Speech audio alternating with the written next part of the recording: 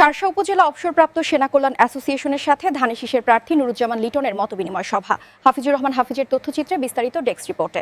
যশোর ১ শার্শা আসনে আসন্ন জাতীয় সংসদ নির্বাচন উপলক্ষে ধানের শীষের মনোনীত প্রার্থী আলহাজ মোহাম্মদ নুরুজ্জামান লিটনের সাথে শার্শা উপজেলা অবসরপ্রাপ্ত সেনা কল্যাণ অ্যাসোসিয়েশনের এক মতবিনিময় সভা অনুষ্ঠিত হয়েছে।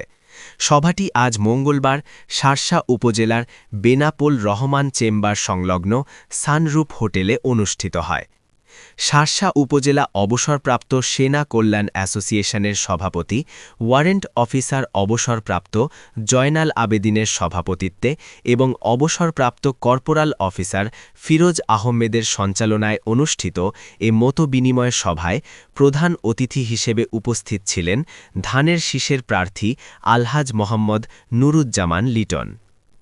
বিশেষ অতিথি হিসেবে বক্তব্য রাখেন শার্শা উপজেলা অবসরপ্রাপ্ত সেনা কল্যাণ অ্যাসোসিয়েশনের উপদেষ্টা মেজর অবসরপ্রাপ্ত আবু সাঈদ খান, উপজেলা অবসরপ্রাপ্ত সেনা কল্যাণ অ্যাসোসিয়েশনের সভাপতি অবসরপ্রাপ্ত corporal Sheikh Mohammad Jamshed Ali, warrant officer অবসরপ্রাপ্ত মোহাম্মদ আব্দুল হক এবং সংগঠনের সাধারণ সম্পাদক সিপিএল অবসরপ্রাপ্ত মোহাম্মদ শফিউর রহমান। এছাড়াও আমন্ত্রিত অতিথি হিসেবে উপস্থিত ছিলেন যশোর জেলা স্বেচ্ছাসেবক দলের সাবেক সহ-সম্পাদক ও শিক্ষানবিশ আইনজীবী এস.এম. প্রিন্স সুমন সহ উপজেলার বিভিন্ন পর্যায়ের অবসরপ্রাপ্ত সেনা কর্মকর্তাবৃন্দ। মতবিনিময় সভায় প্রধান অতিথির বক্তব্যে আলহাজ মোহাম্মদ নুরুজ্জামান লিটন বলেন, আল্লাহ আমাকে অনেক কিছু দিয়েছেন। আমি সারা জীবন শার্শা উপজেলার মানুষের খেদমতে নিজেকে নিয়োজিত রাখতে চাই। তিনি আরও বলেন, নির্বাচিত হতে পারলে শার্শা উপজেলায় ২৫০ শয্যা বিশিষ্ট একটি আধুনিক হাসপাতাল প্রতিষ্ঠা করা হবে, যাতে শার্শা ও বেনাপোল এলাকার মানুষের উন্নত চিকিৎসা সেবা নিশ্চিত করা যায়। শিক্ষার মানোন্নয়নের বিষয়ে তিনি বলেন, নির্বাচিত হলে শার্শা উপজেলার প্রতিটি শিক্ষা প্রতিষ্ঠানের ম্যানেজিং কমিটিতে অবসরপ্রাপ্ত সেনা কর্মকর্তাদের অন্তর্ভুক্ত করার চেষ্টা করবেন, কারণ অবসরপ্রাপ্ত সেনা কর্মকর্তারা শৃঙ্খলা, দক্ষতা ও দায়িত্ববোধের মাধ্যমে শিক্ষা প্রতিষ্ঠানগুলোর সার্বিক উন্নয়নে গুরুত্বপূর্ণ ভূমিকা রাখতে পারেন। তিনি আরও বলেন, নির্বাচিত হলে শার্শা ও বেনাপোলকে একটি মডেল উপজেলা হিসেবে গড়ে তোলা হবে।